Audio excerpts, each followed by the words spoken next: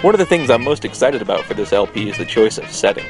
1920s New York is a very exciting place at a very exciting time. The United States in the 1920s had just come out on the winning side of World War I, one of the first truly modern wars, and was taking its place as an economically dominant manufacturing juggernaut. That manufacturing power, combined with some absolutely terrible economic practices, meant that the stock market was booming, fortunes were made overnight, and investors were eager to start in new businesses, frequently having to do with new advances in manufacturing and technology. And for those that weren't investors, there were many jobs in the big cities and people flocked to them in droves. While this was true of many major metropolitan areas in the 1920s, New York stands apart as being the heart and soul of America, as it was captured in the popular press. Along with apple pie and the eagle, people thought of the Statue of Liberty, the Manhattan skyline, and the Big Apple when they thought of America. In addition to all this new manufacturing power, the lives of everyday citizens were impacted by new technologies and a greater sense of interconnection. In just a few short years, we had gone from the Wright brothers' first flight to Charles Lindbergh flying solo across the Atlantic Ocean. Telegraphs had been replaced, at least in part, by radio, and even the first TV station opened during the 1920s. Especially in big cities, radio broadcast and newspaper circulations attracted massive followings, which helped open the eyes of many people to the incredible series of political scandals that happened during the 1910s and 20s. The choice to make Laura Bow a journalist was, I think, very astute. Journalists in many ways embodied the 1920s, both the good and the bad.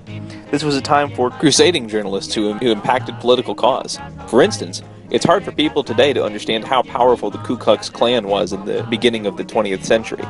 In the early 20s, their ranks had swelled to about 4.5 million people, and President Calvin Coolidge, president during the 1920s, was actually notable for not appointing any cabinet members who were members of the KKK, due in large part to extensive journalistic coverage of sex scandals of leaders of the KKK, and their demystification by means of broadcast of their secret rituals and signs. The KKK's power was broken during the 1920s, and their membership dwindled remarkably quickly to about 45,000 in 3 years. That said, it wasn't all serious. The 1920s was also the age of jazz journalism. This was the first time when tabloids started and newspaper stories about sensationalized crimes and public figures became very popular. Charles Lindbergh, for instance, was hounded incessantly by the press after his Atlantic flight. In this way, it makes perfect sense that Laura was being directed to go investigate a museum robbery. This is the kind of high society crime story that the newspapers absolutely would have eaten up. While there are a number of newspapers in New York, and it's hard to tell exactly which one the Trib is based on, my opinion is that the New York Daily Register News Tribune, as seen in the Dagger of Amon is based on the New York Herald Tribune. The New York Herald Tribune started out as the New York Tribune, established in 1841 by Horace Greeley. It was a Whig Party newspaper and had politically themed editorials throughout the years, but was doing poorly enough in the 1920s that it was merged with the New York Herald to form the New York Herald Tribune. The New York Herald Tribune wasn't necessarily, but it developed a reputation as a newspaperman's newspaper. In other words, it favored a more literary style of writing. While the editors of the paper, during its tenure, were fairly nondescript, and it's hard to see if any one of them was the inspiration for Sam Augustini, I think it's possible to find an inspiration for Laura Bow for this game, as opposed to Clara Bow, the 1920s film star. I would argue that it's very possible that Laura Bow in this game is based off of Dorothy Thompson. She was actually a journalist and radio broadcaster, and was recognized in 1939 as being the second most influential woman in America after Eleanor Roosevelt.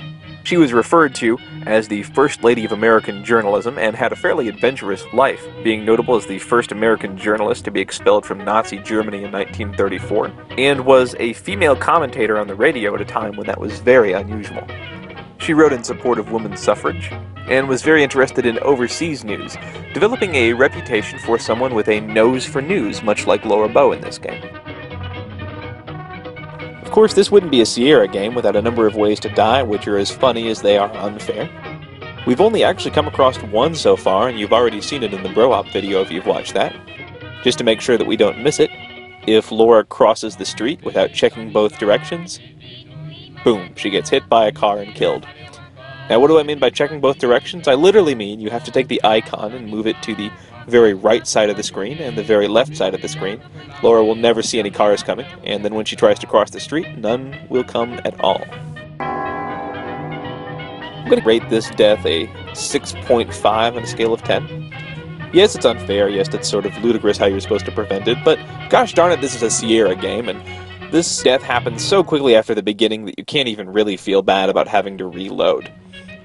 It's just sort of Sierra's way of introducing you to their style of gameplay and giving you a little helpful suggestion. Hey, maybe you should save a lot, because you are going to die all the time for no reason.